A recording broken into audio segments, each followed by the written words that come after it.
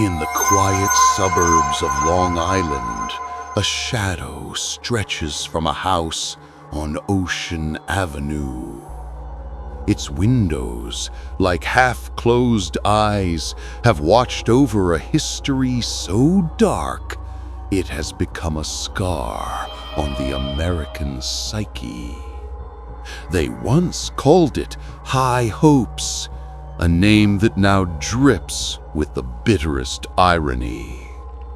Because the true story of this house began not with whispers from the other side, but with the deafening report of a rifle in the dead of night.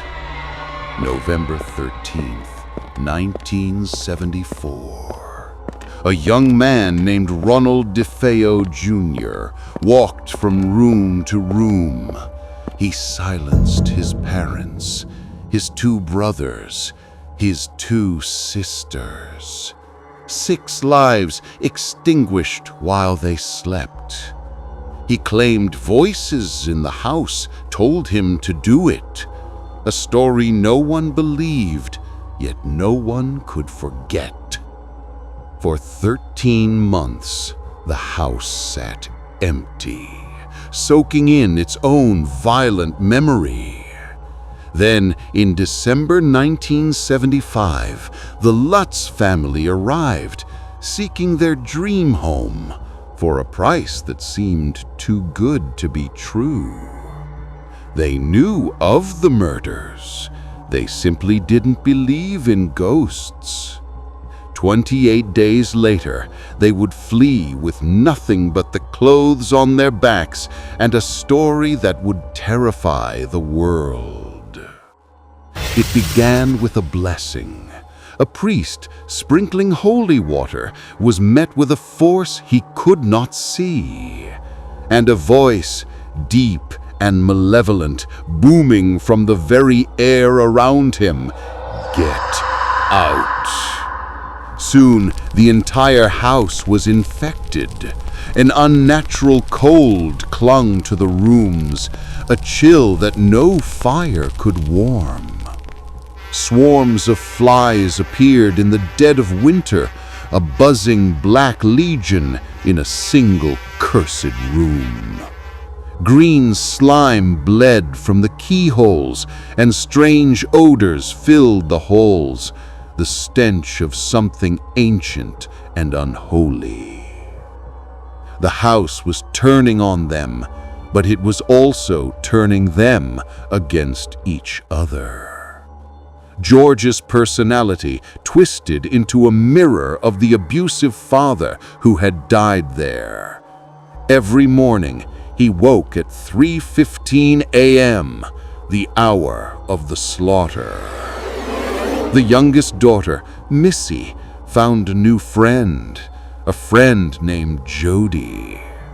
George saw Jody once, staring from a window, a demonic pig-like creature with glowing red eyes. On their final night, the terror reached its crescendo.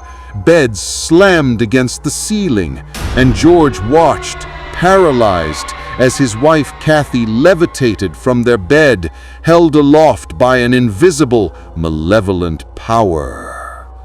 That was the end. They fled into the night and never looked back.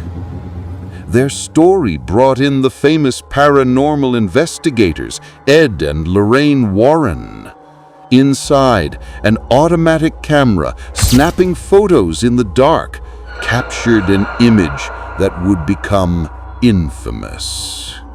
They called him the Amityville Ghost Boy, the spirit of a murdered child forever trapped. But then, the perfect ghost story began to unravel. The lawyer who represented Ronald DeFeo and later the Lutzes made a stunning confession. He said, "I know this book is a hoax. We created this horror story over many bottles of wine. The children, now adults, tell conflicting stories.